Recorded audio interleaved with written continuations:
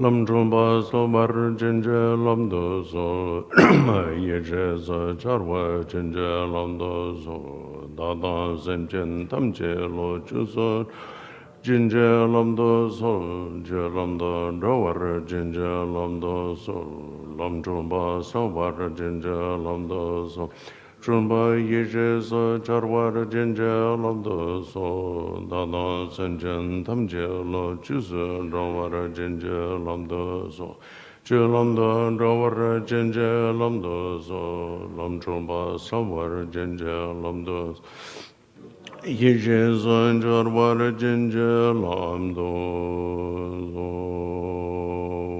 Mo Jin Yu Jin No Zhang Bè Moi Zaran Dong Bo Lo Yan Zhen Zhong Ge Nge Rui Nian Bè Moi Zhong Ne Zhe Zuo Dong Guoren Do Gong Zhou Mong Bu Guo Jie Jie Jie Han Rum Jie Jin Jie Lam Jie Jie Zos Nen Zhuan De Rui Jian Po Lai Rum Zhuan La La Wong Zhe Guo Gen Lo Dan Bai Jie Zu Zhuai Dan Tu Mong Guo Zhuai Zhuo Om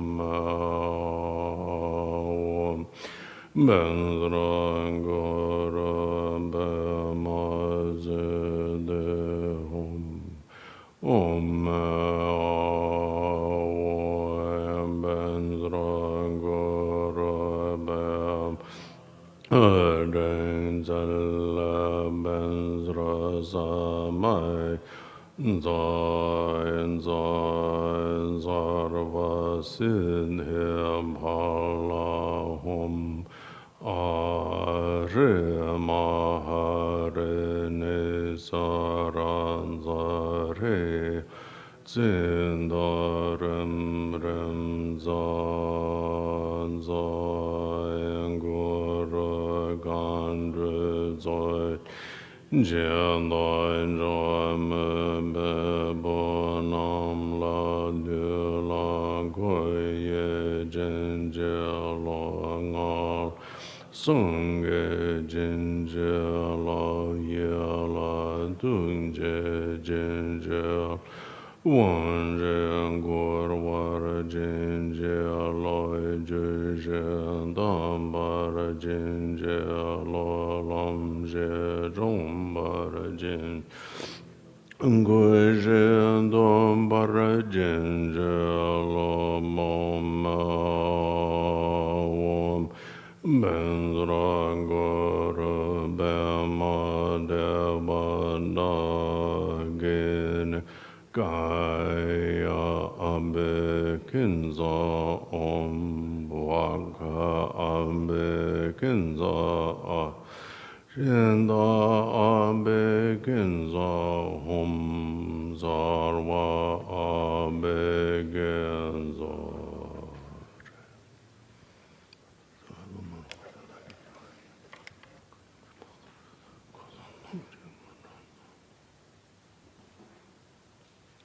Well, good morning, everybody.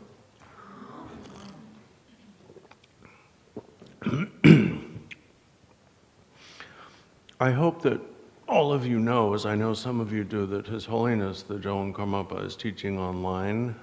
He's been doing it for several days. Today's on, we're missing it right now, but you can probably watch it later. They only keep it up for less than 24 hours, so catch it the day if you miss the morning session as you are doing this morning, as so am I. He's teaching this. This is the first year of a series of teachings that His Holiness has initiated. We have a custom in our, whatever this is, of winter Dharma, and now we also have summer Dharma. And the summer Dharma, the summer class, is called the Marngo Yachu. Marpa is Marpa, to whom we just prayed. Ngok is one of his four main disciples, and principally the inheritor of the explanation or teaching lineage of the Hivadra and all the other tantras that Marpa brought to our great good fortune to Tibet. And so His Holiness's purpose, since he has asked many monasteries of our tradition to begin performing yearly group practices of these various, not just the ones that people do in a 3-year retreat, but the ones that somehow get ignored, like Mahamaya and, many. There are 13 of them. Anyway, His Holiness has divided these into different monasteries. But he wants people to not just know how to do it, in terms of the ritual, but to understand the meaning. And to understand the meaning, I'm not going to speak for him. Well, I have done that, obviously, but only with him in the room. But you really have to understand the origins of Tantra, or as they call it, I think, in the English translation, secret mantra. But anything His Holiness says, to me, is fascinating. But this is like off the charts. This is like, mind-blowingly interesting.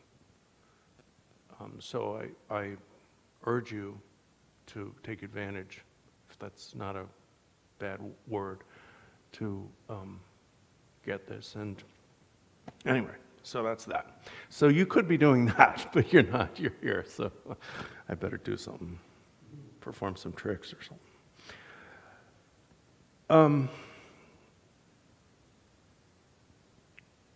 The topics that I have been asked to address this weekend, as you know, are today the importance of lineage, and tomorrow we're going to focus in on our particular lineage within a lineage within a lineage, which I'll explain tomorrow, which is the tradition of Tetsum Barwe Dorje.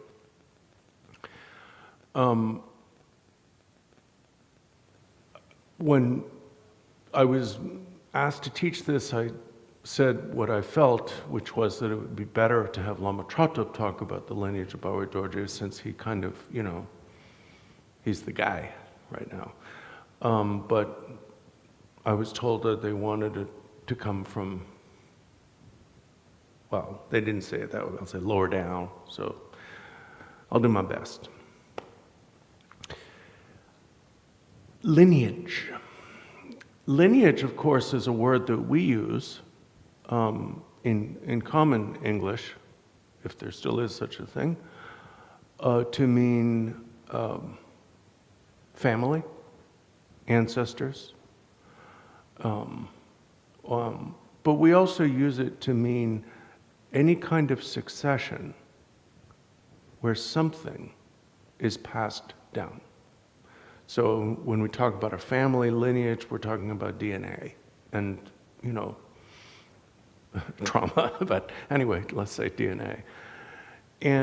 But what is it that is passed down in a dharma, a lineage?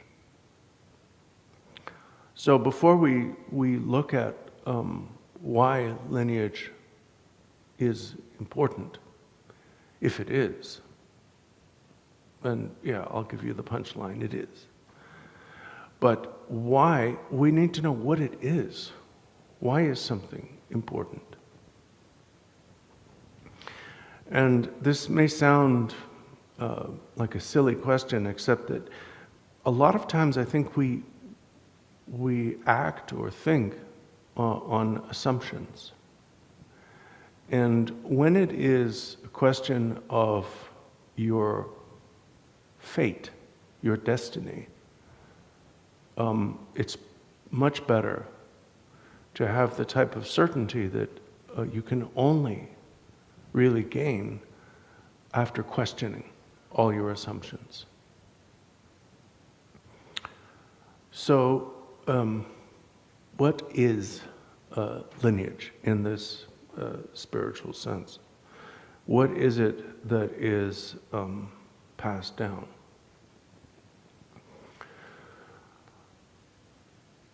it may be easier to start by talking about what lineage is not. And I say this, you'll understand why when I go on, but I think we often mistake two things that are kind of, in practice, sometimes inseparable, but in reality very different. And these are lineage and institution. I guess it's a little bit like a river. A river, there's a current, and then there's the water, of which the water that moves through that current. And when you're dealing with the river, you're dealing with both at once. But nevertheless, they are, as we love to say in the nerdier aspect of Buddhism, they are conceptual isolates. In other words, we can treat them separately as concepts, even though we can't separate them necessarily when you're trying to cross a river or swim in it. So the first thing is that lineages are not institutions. Institutions, if they are healthy, serve as, I guess you could say, the infrastructure, the venue of a lineage. So it's not that when you're here, you are a part of Terchen Baru Dorje's lineage, and then when you drive home, you're not. You are. You are as much a part of that lineage in your car, in your home, as you are here. Nevertheless, we need institutions. Otherwise, people won't hear of lineage. People won't have the opportunity to receive the lineage, whatever it is. And we're not yet at the point of discussing what it is that a lineage passes on, but whatever it is, it has to have some kind of container. The reason I mention this is that we have to be careful not to confuse the container and the contents.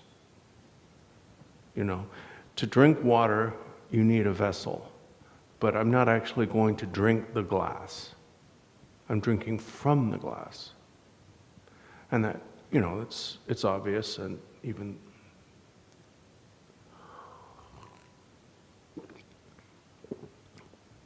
now, something follows from this, which is the distinction between tradition and custom. Lineage is a tradition, and it will have customs. And there's nothing wrong with that. We all have customs. For example, I tend, because I'm left-handed, to pick up a glass with my left hand. That's my custom. I would not call it a tradition. Tradition is something that is worth being continued, that is worthy of our attention. A good tradition, I mean, there are obviously bad traditions, but in this case, it is something that is worth our custody, worth our care, worth our preservation. Customs will come and go. But that does not mean, and this is a sticky point for us here who are in this early period of the presence of this lineage in this culture. This does not mean that we need to rebel against customs. His Eminence Sutra Rinpoche once said something that I have found incredibly helpful, and so I quote it with attribution every chance I get. And he said the difference between evolution and revolution is that evolution always reflects the exigencies or requirements of the environment.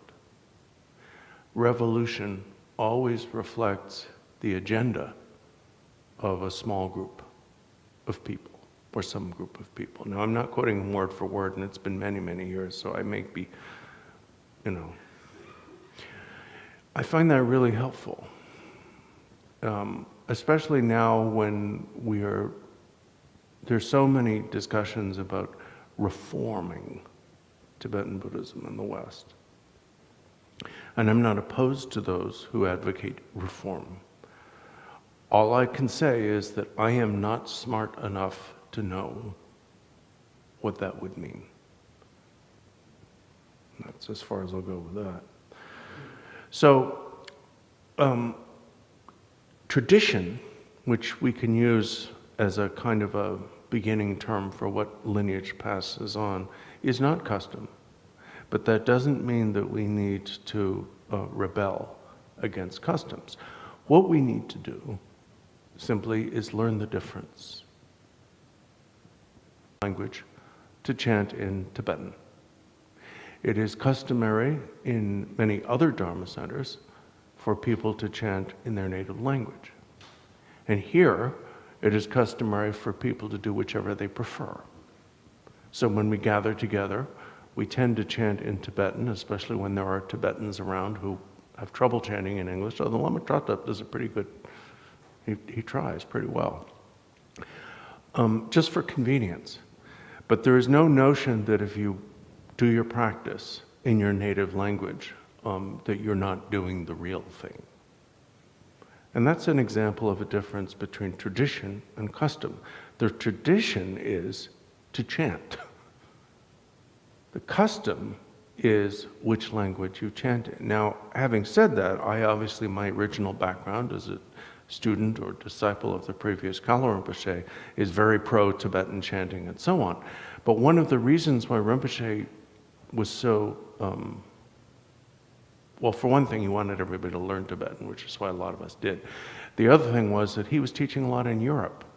You can't ask people in one European country to chant in the language of another. That's just, that ain't gonna get off the ground. All right. So we need to recognize the difference between tradition and custom.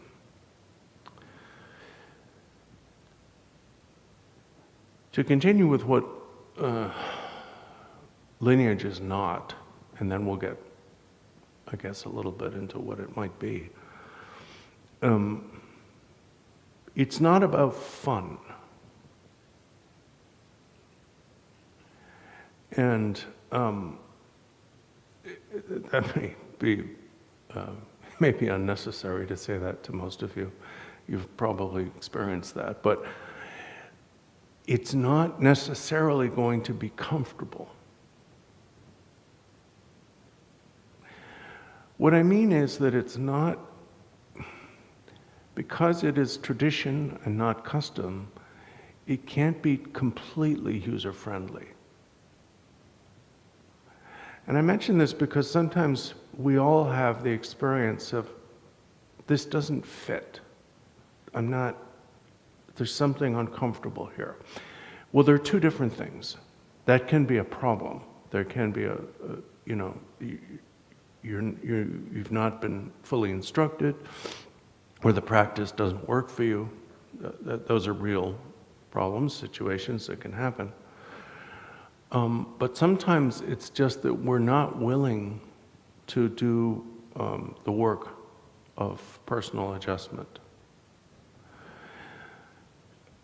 The best example of this I can give you was, I remember at the age of 3,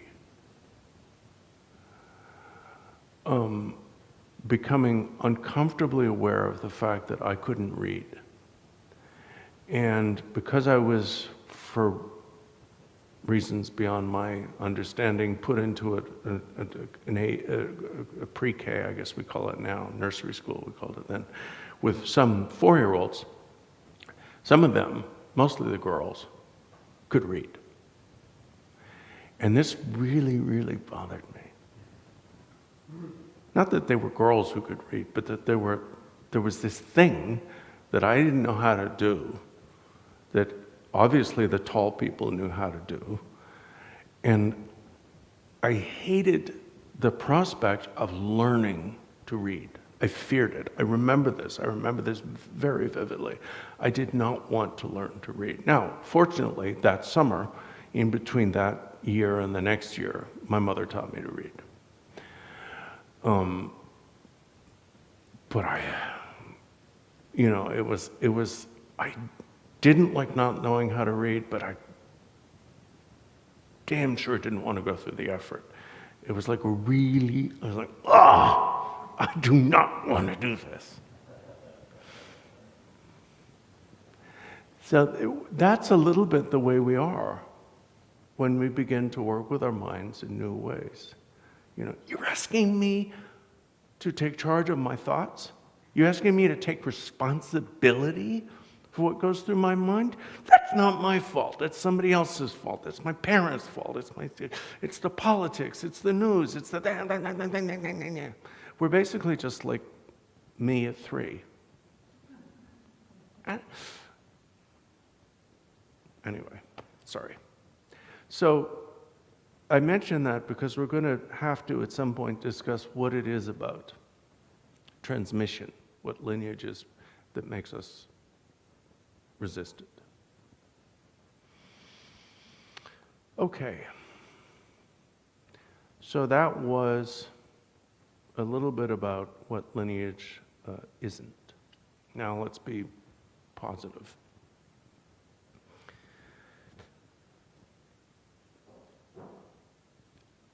Lineage is not, except as a concept, it's not one thing. It's commonly said in our form of Buddhism that to receive a lineage, you must receive empowerment, transmission, reading transmission, and instruction. And that's basically the formula, standard formula presentation. Of course, that's true. Does that mean there are 3 different lineages? Well, there can be. A lot of times you'll receive an empowerment where it says the lineage of this empowerment is this, but the lineage of the reading transmission is this, and the lineage of instruction is this. And they all end up in the same person who gives it to you, but in between it could have, diverged, like 9G and 9 do,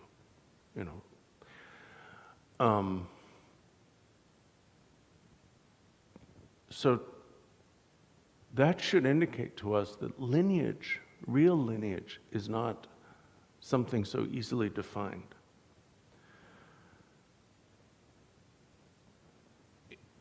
One aspect of it, of course, is entrustment, that the teacher has the intention of giving you something, putting something into your trust, into your care.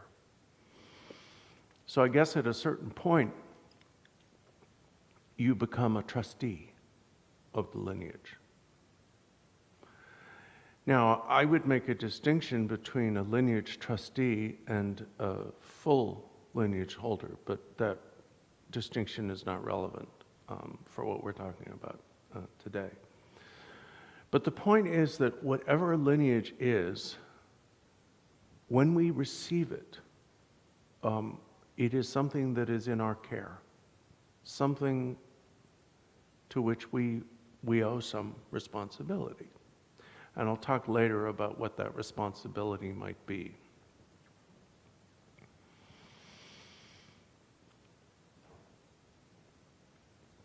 So the question arises, if lineage is a bit of empowerment, in part reading transmission, in part instruction, and some indefinable or hard to define quality that we'll call entrustment. What is the medium of transmission. For example, when we talk about, to use the negative analogy, but it's always easier because we think about bad things all the time. The medium of transmission of COVID, we've got more and more of a I guess, we think we have a better idea what that is or what it wasn't and so on. But lineages are kind of like something you receive. So there has to be a medium. And the medium of transmission is two things that come together. Faith on the part of the recipient and love on the part of the transmitter. We think about it as very formal, and of course it is. There are formal ceremonies which exist for many, many reasons, and they're all good. But what is actually going on? What's going on is a meeting of our faith, as students, and their love. If we don't have faith, we can be in the room, but I don't think we're getting anything. Because it is faith that makes us, frankly, vulnerable enough to receive it. If during an empowerment, or let's talk about empowerments, because then I can avoid, because I don't do that, so therefore I can talk about it. If during an empowerment you feel that the person giving the empowerment is unworthy to do so, that the subject of the empowerment, the deity or mandala or whatever, is uninteresting, and you feel, you don't want to receive it, I don't think anything much is going to happen to you, or at least nothing good. So what is it that makes us receive something? It is faith. It's very simple. Now, as Buddhists, we love to somehow make it sound as though our religion, unlike all the others, is not based on faith. I mean, we're getting better. We've used to be really bad. We used to say, well, I'm Buddhist. I don't have faith in anything. Well, that's just barnyard stuff, as Hubert Humphrey used to say on the Senate floor.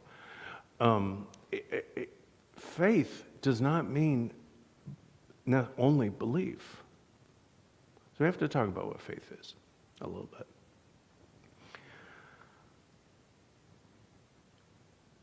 There are lots of ways that Buddhists have traditionally defined faith. I think that's called shraddha or something like that in Sanskrit. And we divide it into, belief, awe, or inspiration, and aspiration.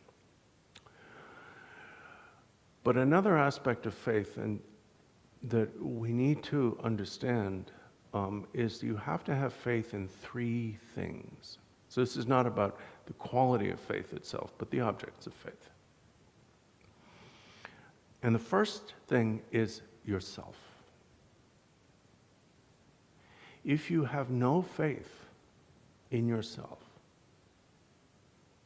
you can't have faith, not deep faith, in anyone or anything else. Because if you have no faith in yourself, then you believe that your attitudes, including faith, are untrustworthy. And we see this. A lot of times when students, Dharma students, have terrible problems after years and years of practice, many cases after doing long retreats and lots of study and so on, and then they break down totally. And they may still believe in what they were taught, what they practiced. They may still believe in the teachers from whom they received it. But in that case, they've lost faith in themselves. They don't trust their own experience. So as one of the kings of Shambhala, I think it was Pundarika, but I don't know, wrote in a commentary on the Kala Chakra, you have to have faith in your own experience. You have to be able to trust your own experience. And that takes work. One of the problems that we face as students is we ignore that work. When we ignore that work, I'm not saying everybody does, and we try to replace faith in ourselves with simply a blind faith in what we're told. And if we don't have faith in ourselves, then deep down we know that our beliefs are somehow invalid because everything is disproven, since our own senses are in question, our own common sense is in question. So we need to have faith in ourselves. We need to have faith in the teachings, what is transmitted. And we need to have faith in the transmitter, the person. That doesn't mean that we have to believe that she or he is perfect, but we have to believe that they're qualified, that they know what they're doing.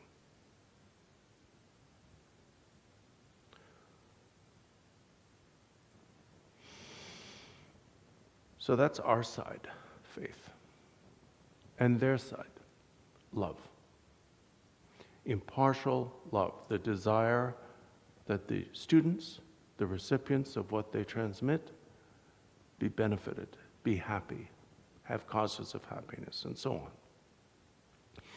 If a teacher has that love, then they will not mislead their students. They may get facts wrong, they may get the pages out of order, but they won't mislead you. And if a teacher lacks that love, if they're teaching for their own benefit or for, I don't know, I can't think of anything, must be, that's the only other reason, even if they get everything right and they do everything very, very well and they're very, very suave and impressive, no one's actually going to be helped. So the medium of real, authentic transmission, which is the purpose of lineage, is the coming together of faith and love.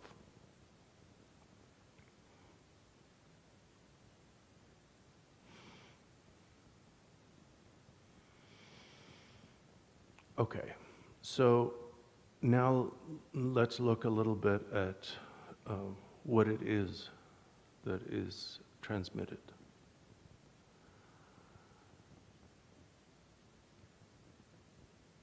I suppose to be rigorous, we should look at the three main aspects or three main approaches to Buddhism. A lot of times people refer to Tibetan Buddhism as Vajrayana Buddhism because it includes, and indeed in most cases emphasizes, the Vajrayana or Buddhist tantric teachings. But I think it's a little bit misleading because there's more to it than that. There are the basic teachings of Buddhism, what we call the common vehicle, because it is present in all Buddhist traditions. And of course, there is the Mahayana. And we need to remember that. So therefore, there are, I suppose, ultimately it's one thing, but we could say that what is transmitted has these three aspects corresponding to these three main vehicles. The first thing that has to be transmitted to the student, that the student has to actually imbibe and embody, is the determination to be free.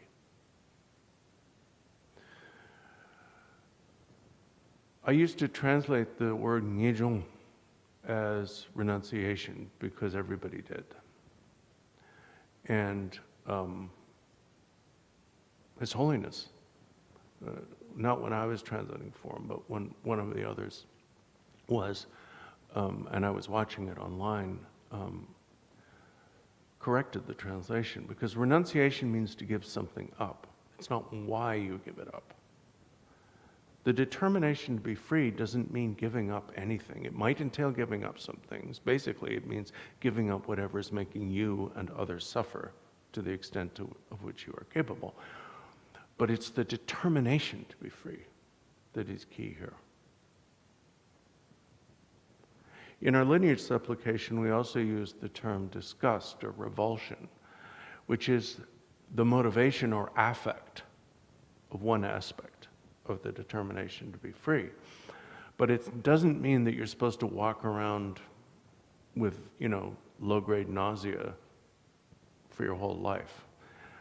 I say that because when I had COVID, I had low-grade nausea for like a month.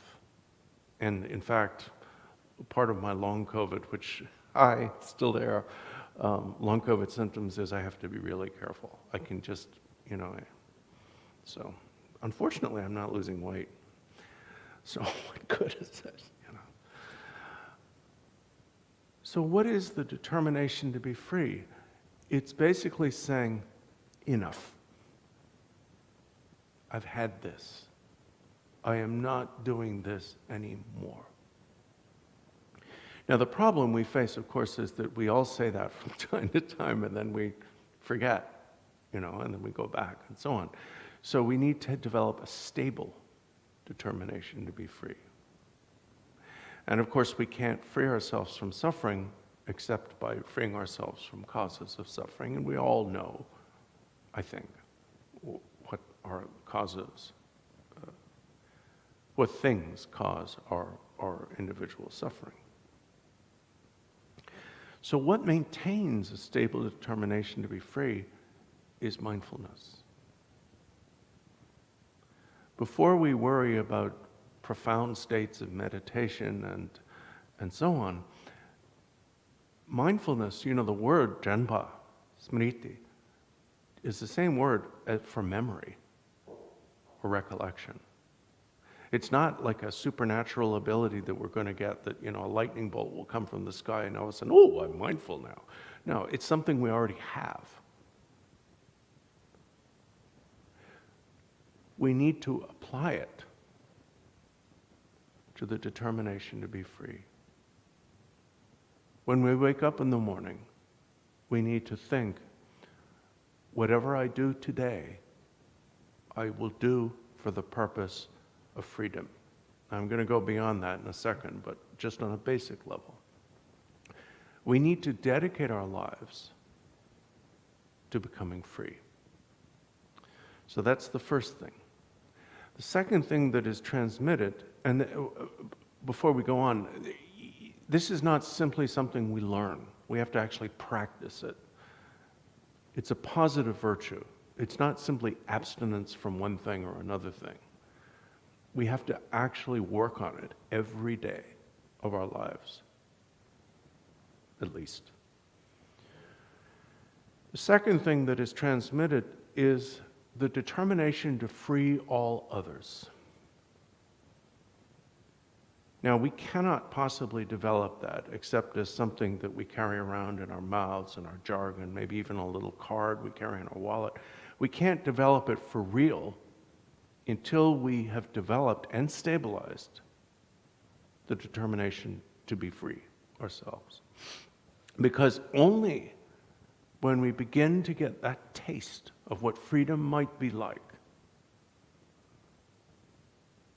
that better life, that way of being that we see embodied in our teachers, we can smell it, we can taste it. We haven't achieved it, but we're starting to sniff it.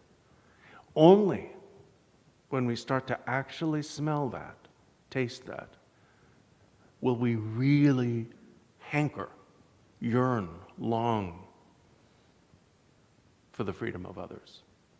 Because until you know what freedom might be, it's hard to be that motivated, right?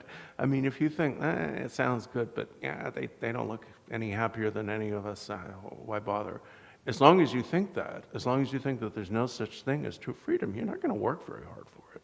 And believe me, well, you all know, this takes work, really hard work. So the second thing that is transmitted is the determination to free all others. And I suppose we could think of this as a sort of, if the determination to be free is becoming a spiritual child in a good way, the determination to free all others is becoming a spiritual adolescent. As an adolescent, you know things you didn't before, you have interests you didn't before, and that's what this is like, except in a good way, not as horrible as I remember adolescence. Ooh. The third determination is the determination to see things as they are. Now, this term, things as they are, dharmata, it gets translated lots of ways. Things as they are was the Lord of Refuge, Trungpa Rinpoche's preferred translation, and he's still, when it comes to talking about this stuff in English, he's still the gold standard as far as I'm concerned. And things as they are is very important. It's a very powerful translation because, and not mine, I'm not, I stole it. Well, I received it from his students. But anyway, things as they are is very, very powerful because when we talk about dharmata, the nature of things, or thingness, it sounds like a concept or something hidden, something that is behind things that we have to get rid of things to see. But that's not it. It's things as they are. We don't see things as they are. And at some point, to become spiritual adults or grown-ups, we have to recognize that the only way we are ever going to be free or able to free others is by seeing things as they are. Not as we want them to be, not as we wish they were. Of course, the Vajrayana would tell us they're way better than we could even imagine, but that's a little premature at this point for us to even talk about that. Whatever things really are, that's what we want to see. Because according to the Buddha, we suffer and exacerbate the suffering of others because we see things as they're not. Okay. So we may not be able in this life, or at least in this moment, to exactly see things as they are. But at the very least, we can develop the determination to do so. Now, this word determination is extremely important to the understanding of Buddhism, because it is not how good a person you are or aren't that makes you Buddhist. It is why you do things, what you are trying to do, So to put it in a simple way, are you trying or not? Dharma is translated in Tibetan as chu, which has the connotation of improvement, fixing, amelioration. Now, it does not mean that we're fundamentally flawed and need to be fixed, but it means there's always room for improvement. Are we trying to become better people with the aim of freeing ourselves and others? Are we trying to see things as they are? Am I trying today to be a better person than I was yesterday? That's more important than whether, in a sense, obviously it's important that we succeed, but But the goal, the aspiration, the determination is something that is always available to us. I cannot make myself right now, at this moment, be a better person than I am. But I can remind myself of the determination to become a better person than I am. So, fundamentally, what is transmitted, I have no idea what time it is. Oh my God. Boy, I'm a big mouth. I was worried that I wouldn't have enough to say. It seems that's not a problem. Fundamentally, what is transmitted on the spot is determination. The determination to be free, the determination to free all others, and the determination to see things as they are. And I mention this because this is something we have all received. When Rinpoche gave us empowerments, I don't know about you, but I didn't become enlightened on the spot. So did I receive instant enlightenment from him? No. But what did I receive that I hold in my heart? I received the determination to do better. Because every day he lived with that determination. I first met Rinpoche in the late 70s. Some of you have known him longer than that. And whatever he went through, whatever he had to do, whatever else was going on, he did his best.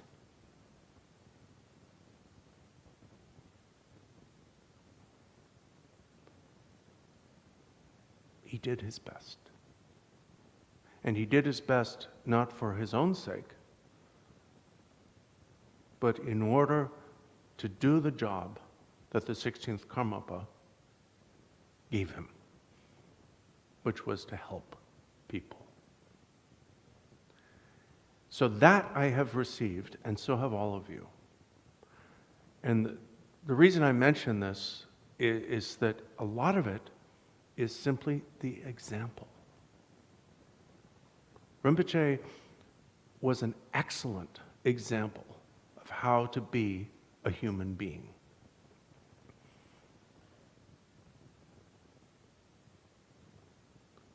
No matter how ill he was, no matter what was going on, no matter what he had to deal with coming from us, he always put our needs over his own.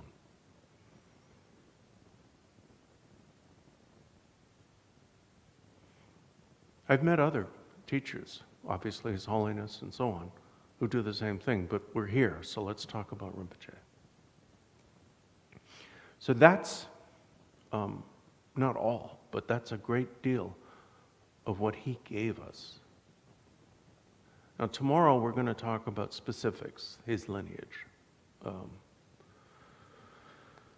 right. So, it being understood that what we receive at the moment of transmission, if we're ordinary people, is determination. What's the pathway or segue between determination and accomplishment? Because we feel, okay, I really want to be free, but I'm still a jerk. Well, I feel that way. I can't speak for, I don't think any of you are jerks, but I am. And I think, okay, I've been determined to be free in my own quirky way since I was, let's say, 17, and now I'm 61, and I'm not noticing that much improvement. I'm not, I'm not feeling the enlightenment here. So what do I have? Is it fruitless? No. Aspiration. We make such a big deal, and for really good reasons, about aspirations. Malam. We have in the Tibetan tradition as a whole, starting in the year 1409, which I know because it's my license plate number, began the great prayer festival or aspiration prayer festival of Lhasa, which was initiated by the great Dharma Lord Tsongkhapa.